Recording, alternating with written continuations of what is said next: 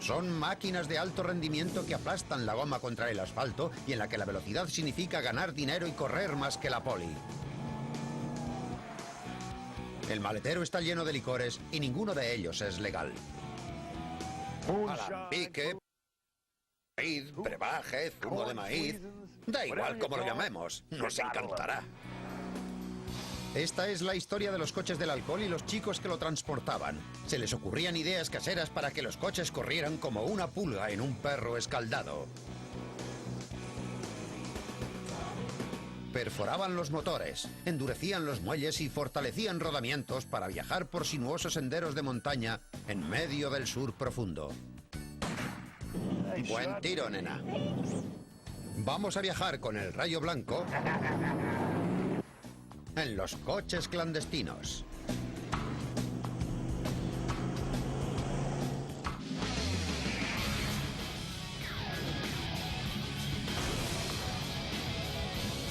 Los coches de NASCAR. Si hay una parte del país que conozco bien, es el sur profundo, sobre todo Georgia, donde jugué al fútbol universitario y profesional.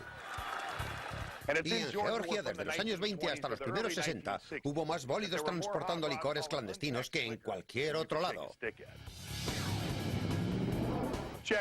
Fijémonos en esto. Un Ford de 1940 sedán de 2 puertas, motor de 8 cilindros, una novedad entonces, una potencia a la última, 100 caballos, y con buenas herramientas se puede poner a 160 muy fácil. Y aquí es donde va el negocio, la carga. Se explica muy fácil, llevar licor clandestino desde las áreas rurales de montaña a los mayoristas de las grandes ciudades, recibir la paga y volver para otro viaje. Pero lo difícil es hacerlo. Correr con el licor por senderos polvorientos y la poli pisando los talones se ha convertido en material de leyenda.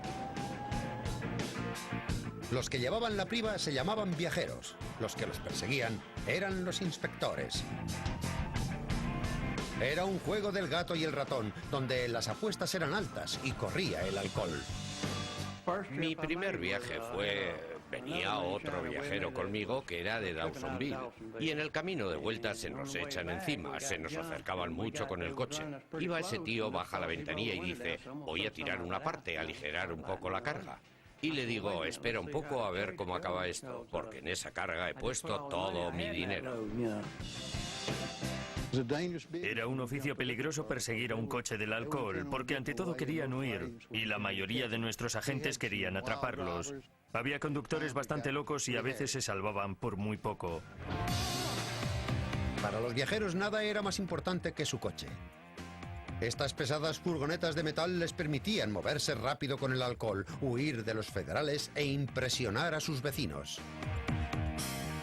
Pero la tradición del alambique se remonta mucho antes de que fuera sobre ruedas. Al menos sobre las ruedas de un coche. Hace 300 años los inmigrantes escoceses e irlandeses trajeron su oficio al Nuevo Mundo. Esto incluía sus recetas de puré de maíz con agua y el odio a los impuestos ingleses. También se trajeron modos ingeniosos de transportar sus brebajes. En los primeros tiempos era normal llevar una botella de licor de maíz en la bota. Por eso también se les llama bootleggers. Así, cuando la poli los detenía, tenían las manos vacías, las bolsas limpias de carga y una coartada incontestable. Con la llegada del automóvil, el transporte de alcohol se volvió mucho más fácil. Pero fue la aprobación de la ley seca en 1919 lo que cambió la forma de hacer negocios en el mundo del alambique. De pronto el precio de los licores caseros se puso por las nubes. Al llegar grandes cantidades de dinero a cambio de la venta de ginebra de bañera, sobraban voluntarios para transportarla. Yo podía llevar 760 litros en latas y ganar $0,25 por litro. Eran casi $200 por noche, 7 días a la semana. Este es mi antiguo hogar, Dawsonville, Georgia, donde algunos de aquellos hombres y sus descendientes siguen vivos para contar la historia de los clandestinos de montaña y sus coches. Lo han mamado desde pequeños. Al crecer en un área rural como esta empezábamos muy pronto a conducir por la granja. La mayoría de los chicos ya conducían a los 13 o 14 años y a los 16 ya se era un conductor muy curtido. ¿Y qué coches conducían los chicos? Para viajeros como Raymond Parks, que empezó a transportar licor a principios de los 30, no había nada como el Ford Modelo A. Podía meter alcohol en ese coche y quien mirara no veía nada. Y cogía la carretera hasta Marietta, llegaba a la ciudad y nadie pensaba que llevase nada.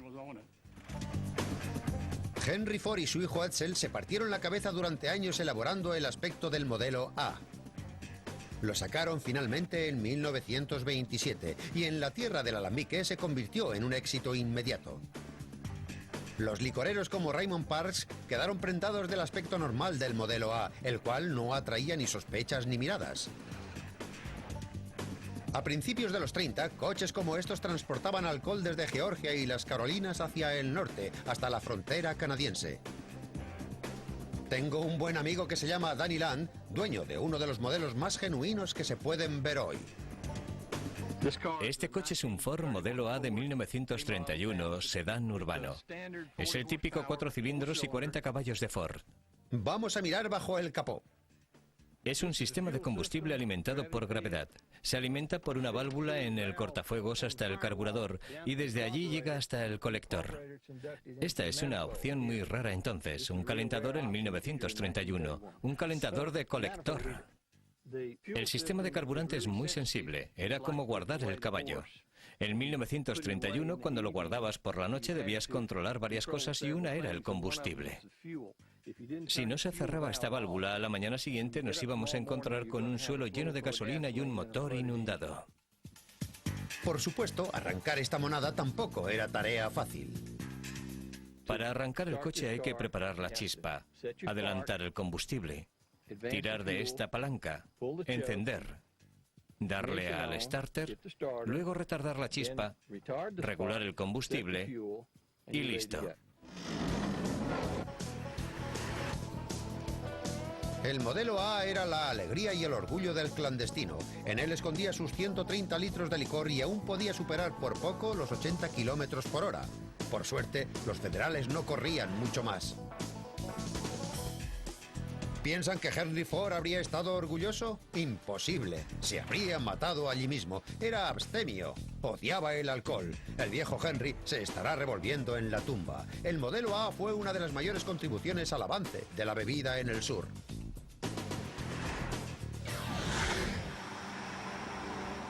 Pero una cosa es correr más que la ley en un Modelo A 80 u 85 kilómetros por hora. ¡Ahí va! Pero a veces es más divertido ser más listo que los federales con algo tan sencillo como un cubo de agua y jabón.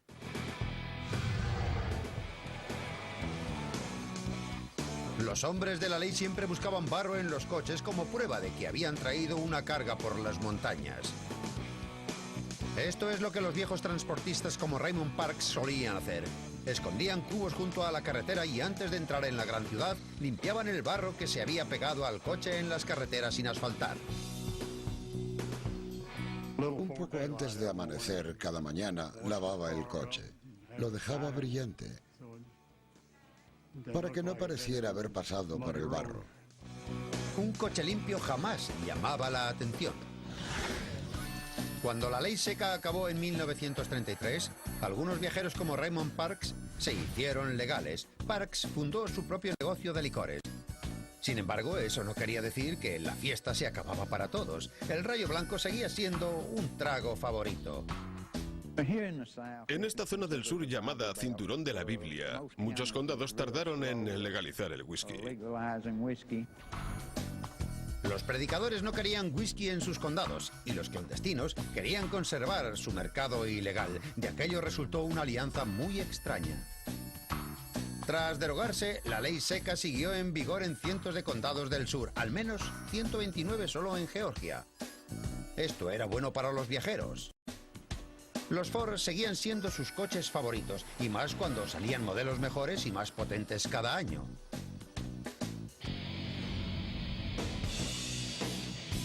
Fijémonos en este Ford Sedán 4 puertas del 34. A uno le dan ganas de reducir a chatarra a ese viejo modelo A.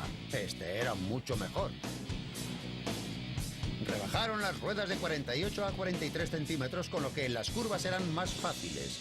La base de las ruedas era más ancha y el coche ganó en estabilidad. Estupendo para quien llevaba 270 litros de alcohol. La capota en forma de mariposa permitía un buen acceso al motor. Este era el segundo año del motor V8 de cabeza plana y 85 caballos, con mucha más potencia que el modelo A. 85 caballos y velocidad punta de unos 150 kilómetros por hora. Entonces era como un cohete supersónico. Lo singular del Ford Sedán 2 puertas del 34 es que era el segundo año del asiento móvil. Se podía poner un par más de cajas aquí o se podía quitar el asiento y dejar solo el del conductor. Con toda esta carga extra, el viajero debía procurar que sus puertas fueran seguras, en especial estas puertas. Si se abrieran, el viento las arrancaría, dejando al conductor en un serio aprieto, y más teniendo en cuenta que no había cinturón de seguridad. Las llamaban las puertas suicidas, y se puede ver por qué.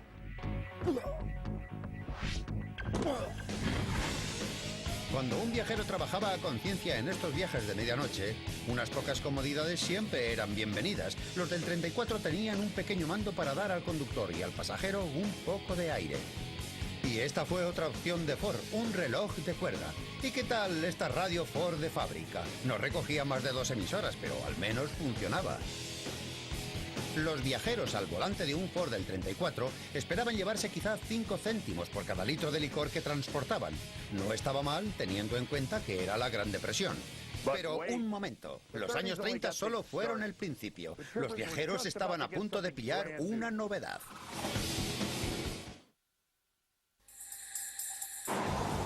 Fue a finales de los 30. Los coches del alcohol se desplazaban de noche por peligrosas carreteras de montaña.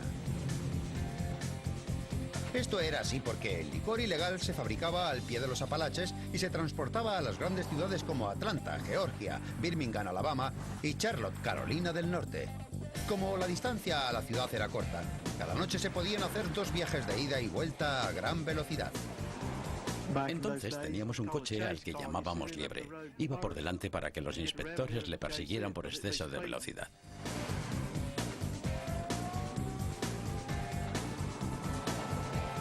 Y el coche con el alcohol iba detrás. Y si todo salía bien, llegabas a casa con la carga de licor y ellos habían pillado un coche que no llevaba ni gota de alcohol.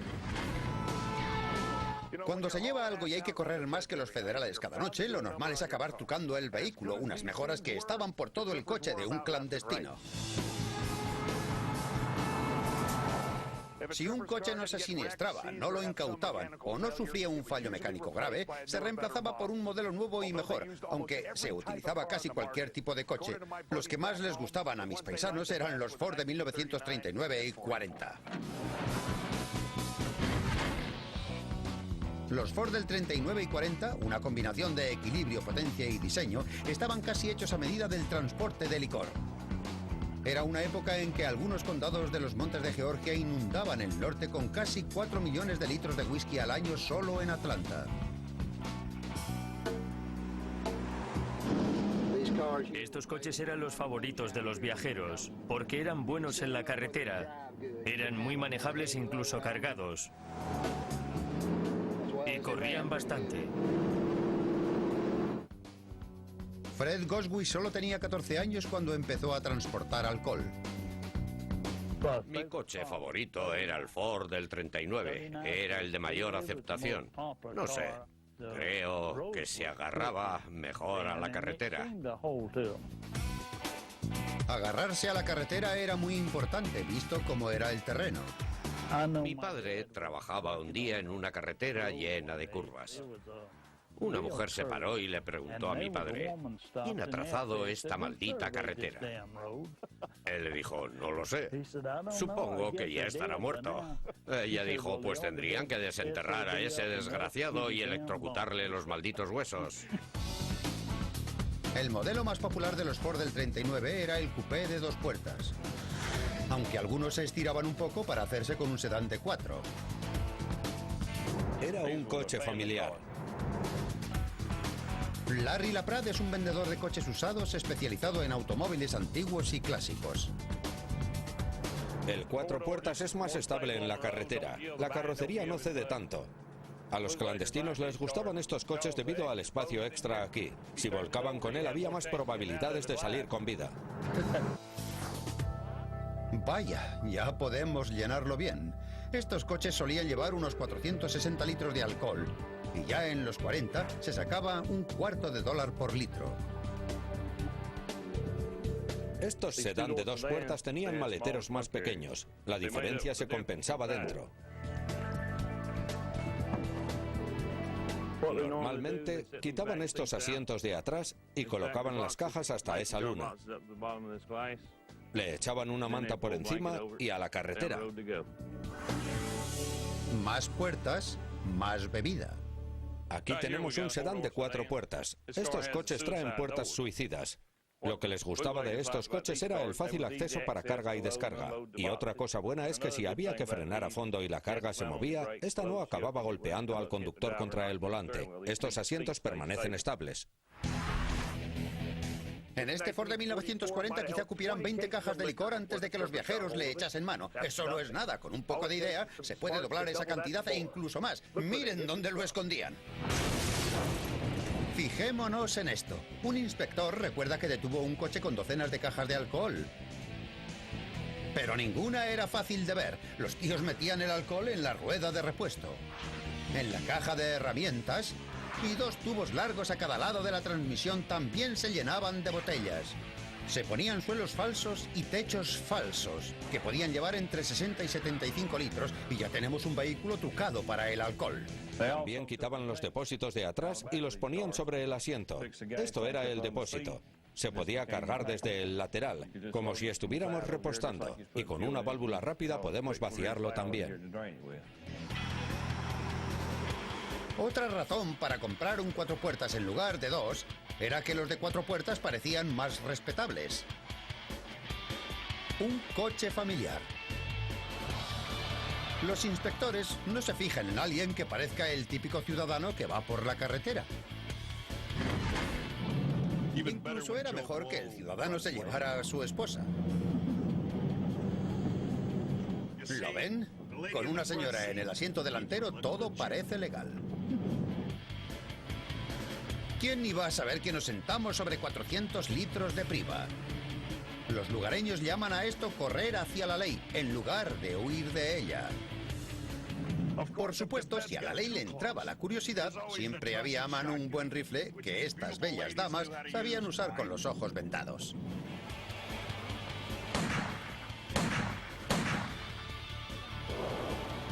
Buen tiro, nena. Gracias. Eso es lo que llamo la mujer perfecta.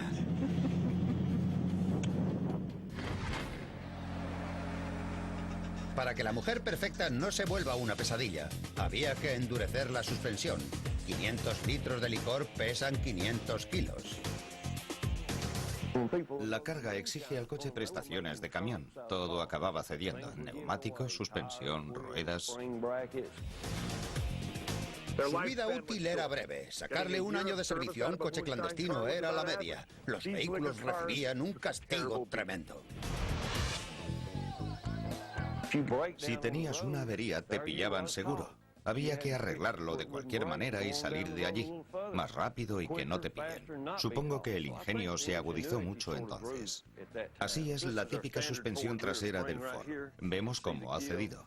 Esto lo usaron los clandestinos. Añadieron más hojas para endurecer la suspensión trasera y encubrir la carga que llevaban. Se ve que así apenas ceden. Este muelle de sobrecarga se llamaba Butegler. Para que no baje demasiado por detrás cuando soporta la carga, apretamos desde abajo la tensión en este saliente. Esto actúa sobre el resorte grande que eleva el coche o lo baja según queramos.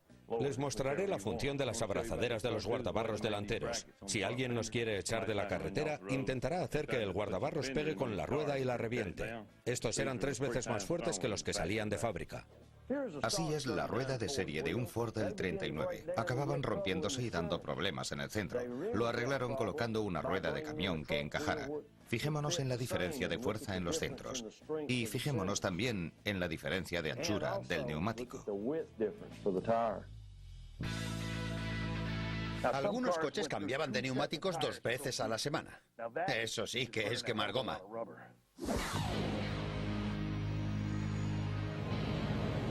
Los Ford del 39 y 40 estaban llenos de opciones que quizá no esperemos ver en coches de esa época. ¿Qué tal un tirador acelerador en el salpicadero? Es como un control de velocidad 30 años antes de su época. Aquí hay otro truquito. Si la ley les pisaba los talones, podían apagar las luces traseras sin que se apagaran las delanteras. Cuando salió el modelo del 39, incluía la última tecnología, frenos hidráulicos. Los primeros modelos tenían una vara de freno que tendía a doblarse o romperse bajo demasiada tensión. Así que los frenos hidráulicos fueron una gran mejora. El fluido hidráulico dio una mayor capacidad de respuesta a los frenos. Esto permitió a los conductores correr bien por esas malditas carreteras sinuosas de montaña. Otra ventaja de los Ford del 39 y 40 era su precio. En el 39, el típico Ford costaba $640. Eso era 100 pavos más barato que el coche medio. Equivale a ahorrarnos hoy un par de miles. Estos modelos fueron los favoritos hasta mediados de los 50. Decían que un buen conductor podía hacer lo que quisiera con un Ford del 39, incluso trepar por un pino. Hay 2 cosas que debe tener el coche de un clandestino: capacidad de carga y velocidad. Eso lo sabía muy bien Charlie Mincy cuando empezó a transportar alcohol con solo 14 años. Si bajabas de las montañas en un Ford del 39 o 40, todos sabían de qué ibas. Y también porque volvías a la 1 o 2 de la madrugada. A esas horas nadie está en la carretera excepto tú y la ley. Era la supervivencia del más rápido. Cuidado. A finales de los 40, los viejos mecánicos y las jóvenes promesas como Charlie Mincy empezaron a sacar jugo a sus coches favoritos para poder cargar media tonelada de alcohol y aún dejar atrás a la poli. Los coches corrían bastante entonces. En línea recta se podía llegar a los 190 kilómetros por hora.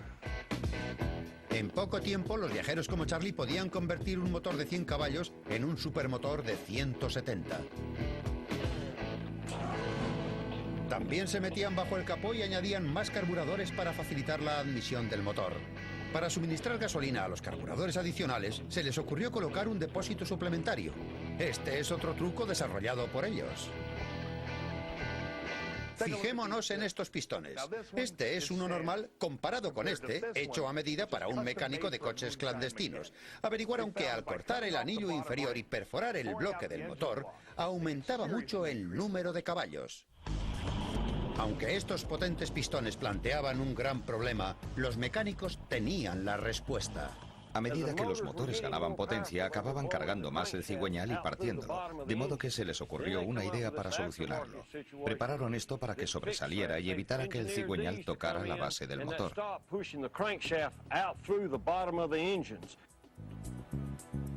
Y hubo tipos como Charlie Mincy que añadieron más tubos a la sección de escape, haciendo más fácil la respiración del motor. Cargado, estirado y lleno de fuerza, el coche estaba listo para la carretera. Y correr más que la ley. A veces pasabas junto a uno de ellos que estaba aparcado, para cuando arrancaban y salían a la carretera ya estabas fuera de su vista. El típico coche del inspector solía ser un Wimpy de 6 cilindros o de 8, que no era rival para un coche clandestino, aunque fuera cargado con 600 botellas de alcohol. Nunca perdí una carga y me persiguieron varias veces. Algunas fueron persecuciones tremendas. Primero era la policía del condado y luego la de la ciudad. Muchos ni siquiera conducían bien. No era muy complicado poner tierra de por medio. El hueso eran los agentes federales, eso sí que daban quebraderos de cabeza. Es decir, agentes federales como Charlie Wims. Soy Charlie Wims, agente federal retirado. Trabajé durante 24 años para el Departamento del Tesoro persiguiendo clandestinos. Si pillábamos un coche de whisky rápido y en buena forma, lo convertíamos al momento en coche oficial. Nos hacíamos de vez en cuando con un buen bólido para usarlo contra los delincuentes. Algunos hombres de la ley tenían coches exactamente como los nuestros y sin ninguna carga encima. Y algunos conducían bastante bien y pillaron un montón de coches. A veces escapé por pura suerte. Charlie Mincy se retiró tras 5 años transportando alcohol. Su historial quedó impecable. ¿Y qué tiene que hacer un viajero si le pisa los talones un hombre de la ley? Ahí es cuando se aplica el término giro del clandestino. Mi colega Roger Kerr, propietario de este precioso Ford de 1940, nos enseñará cómo se hace. Roger, ¿estás listo? ¡A por ellos!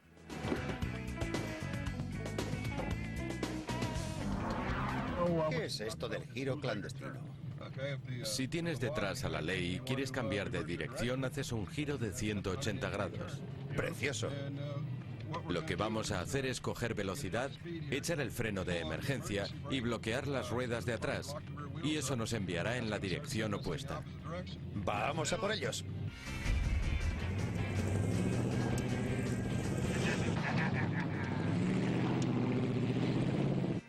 Al bloquear las ruedas traseras con el freno de mano, el conductor puede invertir la dirección de la marcha en la anchura de una carretera de 2 carriles. Pero deberá superar los 65 kilómetros por hora. ¡Mira eso! ¡Eres el amo, tío!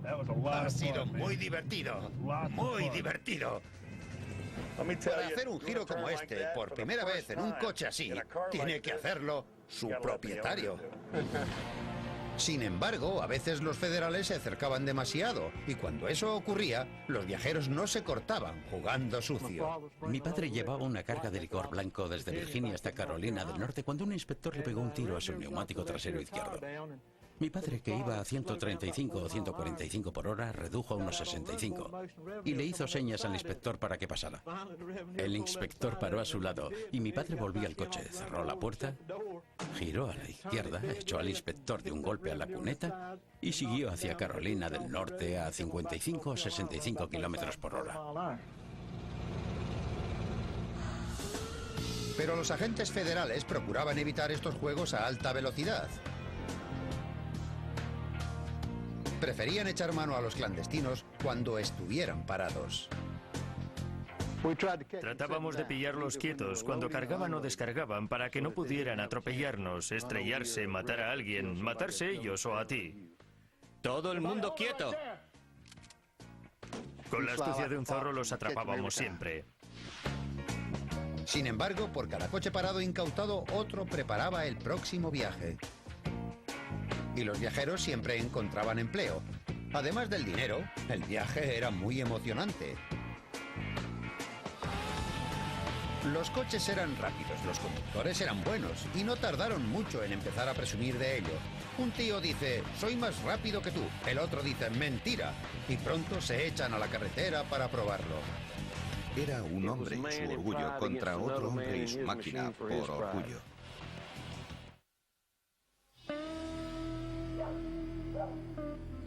Para muchos habitantes del sur rural, transportar alcohol era una profesión honorable. Los viajeros con coches rápidos y nervios de acero acababan siendo los héroes del pueblo. A mediados de los 30, el derecho a considerarse el perro más malo del patio desembocó en la disputa de carreras mano a mano. Los transportistas apostaban por ellos mismos y contra los demás. Entonces decían, yo sé que el mío es el mejor, nunca lo han pillado. Y apostaban por sus conductores. Y se iban a un prado un domingo por la noche a competir. Las carreras eran tan fuertes y alocadas como fuera posible. Después de todo, se jugaban mucho más que dinero. Había egos en juego, reputaciones que se convertían en leyendas populares. Las competiciones del domingo empezaron a atraer a multitudes a los viejos campos. Se iba a un prado de pasto, se abría un camino y ya había una pista. Y la falda del monte era la grada. Durante las carreras había gente en los montes pegando saltos como si fuera un avispero. De vez en cuando se veía una pelea. Acababan bebiendo licor y se desataban las peleas. Y en 1937 se empezó a dar el salto a profesional. Frank Christian, que vivía justo al norte de aquí, fue a Atlanta, alquiló el viejo hipódromo de la feria de Lakewood y organizó la primera carrera de coches de serie de Georgia. Otra gente le siguió la pista y se pusieron a construir circuitos pequeños, quizá no de 1,5 kilómetros, sino de 400 metros, para que se viese con facilidad todo el circuito. Muchos de los coches y sus pilotos, como Charlie Mincy, hacían jornada doble, carreras en el fin de semana y transporte de alcohol en días de labor. Siempre conseguía escapar, así es como aprendí a conducir rápido. Y empecé con las carreras en Pitch and Bow en Atlanta, en Lakewood. En aquellos días los mejores pilotos eran los clandestinos. No todos los que empezaron a correr con coches de serie eran clandestinos, pero un grupo importante de ellos sí. Aquello era entonces una forma de vida. Y se pasaba de correr contra los inspectores en la carretera a correr contra los colegas en el circuito. A diferencia de hoy, el único patrocinio de los pilotos procedía del alcohol que transportaban entre semana. J.B. Day empezó a correr y transportar alcohol con solo 16 años. Entregaba 150 litros a la semana para financiarme las carreras. Era necesario si querías correr. Tenías que pasar alcohol, un poco de alcohol. El primer ganador del primer campeonato nacional oficioso fue un joven viajero del condado de Dawson. Se llamaba Lloyd Seay. Casi todos los historiadores dicen que fue el mejor piloto de su tiempo. Estamos con el coche de Lloyd Seay. Le pusieron un parachoques más fuerte y una guarda para proteger el radiador. Quitaron el cristal de los faros y pusieron metal. Hicieron otra modificación. Lo reforzaron con ruedas y neumáticos de camión. En el verano de 1941, Lloyd Seay hizo estragos al ganar 3 carreras nacionales seguidas en un periodo de 15 días. Daytona Beach en Florida, High Point en Carolina del Norte y el circuito Lakewood de Atlanta. La carrera de Lloyd Seay fue espectacular, pero breve. Su caída no se debió a un accidente de coche. Tuvo que ser el azúcar, uno de los principales ingredientes del licor de maíz. Su primo y él hacían juntos whisky clandestino, creo. Tuvieron una discusión. Se pagaba poco más de 5 centavos por bolsa de azúcar. Metías azúcar y sacabas alcohol. Al día siguiente de ganar el campeonato nacional, su primo lo mató de un disparo el 2 de septiembre de 1941. El mayor piloto de carreras de la época había muerto. Solo tenía 21 años. A finales de los años 40, las carreras empezaban a ser grandes. Raymond Parks, un mecánico llamado Red Bog, y el organizador de carreras Bill France se unieron para formar la Asociación Nacional de Carreras Automovilísticas de Coches de Serie, NASCAR. Era diciembre de 1947. Casi todos los primeros pilotos de NASCAR también transportaban alcohol, entre ellos el legendario viajero y piloto Junior Johnson. Es más, el ganador de la primera carrera de NASCAR había usado el mismo coche para hacer un transporte apenas una semana antes. Los conductores y sus mecánicos se volvían locos con todo el material de personalización que había en el mercado y los espectadores de los circuitos estaban encantados. Sin embargo, toda la emoción se producía a expensas de la seguridad de los pilotos. En los viejos tiempos, las puertas de los coches no estaban soldadas como las de hoy. La solución de seguridad de alta tecnología era quitarse el cinturón y colocarlo alrededor del poste de la puerta por si el coche volcaba, por lo que uno se pregunta, ¿cómo mantenían los coches corriendo sin que se les cayeran los pantalones? Cuando no les preocupaban los pantalones, los pilotos utilizaban su habilidad técnica para que los coches fueran más rápidos, pero no más seguros. Diría que quizás el 75 o el 80% de los pilotos eran mecánicos, muchos con sus propios garajes. Llegaron a ser muy hábiles con las manos y se labraron una reputación de velocidad. Gober Sosby fue mecánico y transportista de alcohol en los 40 y 50. Para llevar las bebidas, sus favoritos eran los Ford del 39 y 40. Como piloto era conocido por su feroz competitividad. Un sábado, durante una carrera en el circuito de Lakewood, Sosby chocó con una cabina de teléfonos y acabó en el hospital. Se escapó de la cama del hospital esa misma noche y llegó a Macon, Georgia, a tiempo de salir en la carrera de ese domingo, la cual ganó. Le gustaba montar el espectáculo. Si no podía ganar, conducía el coche de lado y hacía todo tipo de piruetas. Muchas veces tuvo la suerte de ganar, aunque hiciera cosas raras. Disfrutaba haciendo el payaso. Eso es lo que atrae a la gente. Y eso ha convertido a las carreras en lo que hoy son. Esa es la gente que me gusta. Apuesto a que habría sido bueno en la lucha libre. Este era el coche con el que mi padre transportaba whisky. Cuando lo convirtieron en un coche de carreras, le colocaron una parte posterior flotante. A medida que vamos hacia aquí y abrimos la puerta, vemos que no hay asiento corrido, sino uno monoplaza. Al entrar vemos que ya habían instalado una barra. El motor de este coche está ligeramente modificado. Ahora tiene 3 carburadores, un gran tubo de combustible para alimentarlos, admisión de aluminio, cabezales de aluminio y un gran radiador de camión Ford del 35 para mantenerlo fresco. Vamos a dar una vuelta con él, a ver cómo se porta.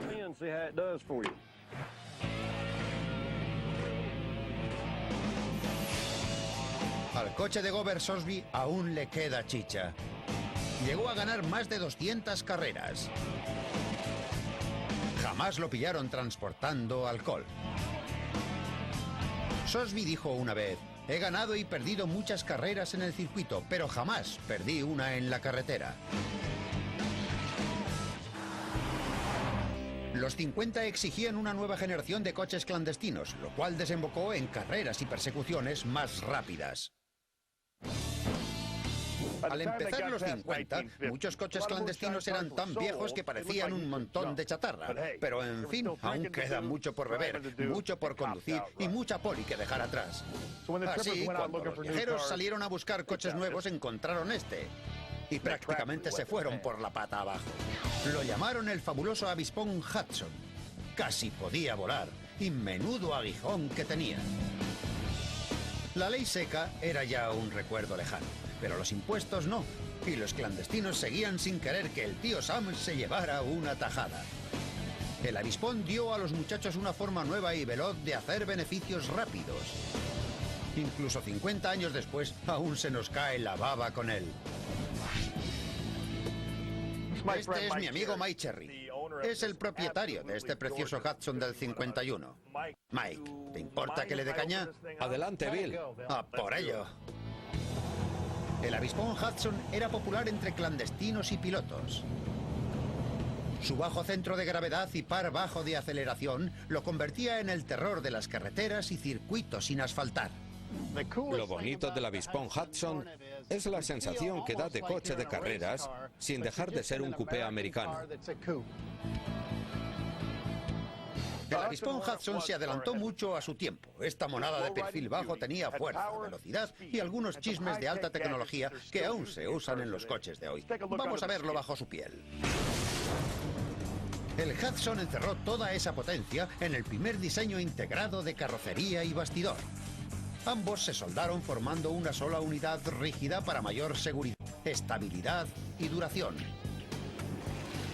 Es más, el Hudson se consideraba tan seguro que si un piloto le añadía una barra antivuelco, lo llamaban gallina. Es el motor 6 cilindros más grande producido jamás en serie. Es un 6 auténtico, 5.000 centímetros cúbicos. Este coche podía alcanzar los 190 kilómetros por hora, Bill. Toma ya. Cuando llevaban la carga de alcohol, este coche tomaba las curvas como no podía hacerlo la policía. Aquellos chicos se conocían los caminos y sabían dónde estaba cada curva. El coche medio no podía seguir al Hudson debido a su bajo centro de gravedad. Este compartimento de pasajeros también se colocaba de modo que los huecos de las ruedas no quitaran espacio. Cabían asientos más anchos y mucho más alcohol. No solo me sorprende que yo pueda caber en él y conducirlo con comodidad, sino que, tío, ¿cómo tira? Y no solo tira, sino que el sonido también es mortal.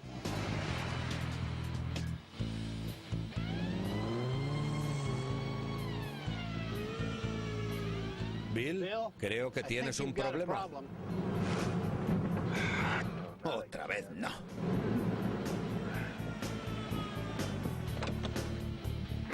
Este es el problema que tenían los clandestinos con el avispón Hudson. A veces la poli también tenía uno.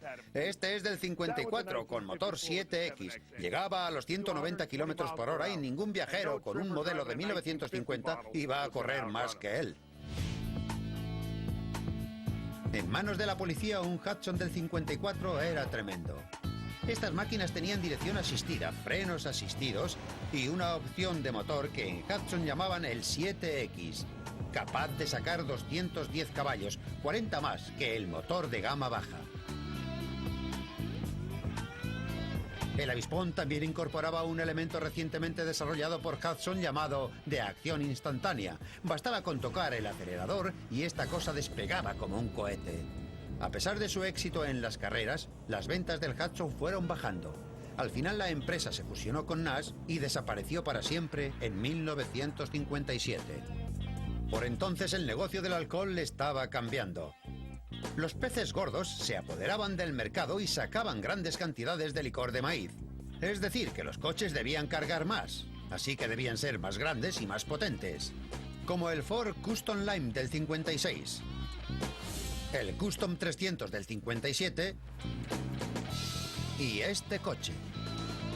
Este es un Ford Starliner de 1961, con un motor 390 de alto rendimiento que salió así de fábrica. Estos coches son muy largos y grandes. Una cosa buena que tienen, aquí detrás, un gran maletero. Cabe un montón de priva en la parte de atrás. Son coches grandes, pesados y rápidos. Y sigue funcionando como el primer día. Todo viejo coche clandestino tiene algo que nos pone los latidos a 100. He tenido mi propia experiencia con uno. Me considero coleccionista de coches. Hace unos 2 años fui a una subasta y compré este Chevy Biscayne del 59. Bonito coche. ¿Quién iba a saber que tenía un turbio pasado? Cuando lo traje a casa, mi mecánico descubrió que habían colocado refuerzos en la suspensión. Esto me hizo creer que esta monada pudo haber transportado whisky. Después me enteré de que el coche se había matriculado en Georgia. Más pruebas de que mi Biscayne guardaba secretos inconfesables. La era de los coches clandestinos no iba a durar siempre. Ya en los 70, los viajeros tuvieron que enfrentarse con una mejora en el equipamiento de los inspectores. Es difícil correr más que un helicóptero o un coche patrulla con una buena radio. Además, los condados con ley seca empezaban a ser cosa del pasado. Ya se podía adquirir alcohol legal y barato en casi cualquier tienda. Muchos clandestinos encontraron una forma legal de hacer dinero, precisamente criando pollos. Debemos admitirlo, la era dorada del alcohol clandestino tocaba a su fin. Aunque se rumorea que aún funciona algún alambique. Y por lo que he oído, uno muy bueno. Cogemos harina y la echamos en el suelo. Lo cubrimos entero. Si tomas 2 tragos de mi alcohol y caminas sobre ella, no dejarás rastro. ¿Quieres decir caminando por el aire, eh? Caminas por el aire, ¿eh? Sí. Vale. Y los coches de los viejos clandestinos son ya más difíciles de encontrar que un buen trago de licor de maíz.